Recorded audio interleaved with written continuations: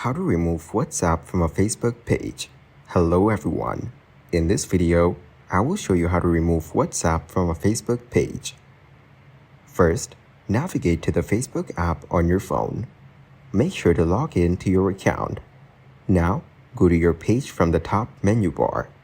Here, tap the three dots icon to open Page Settings. Then select the Edit option. Scroll down to reach the Link section. Next, tap Edit on the right of the links. To remove WhatsApp, tap the pen icon. After that, choose Remove Link and confirm to remove it from your page. Thank you guys for watching this video. Hope you got some value. Make sure to like the video and subscribe to the channel to get notified of new videos.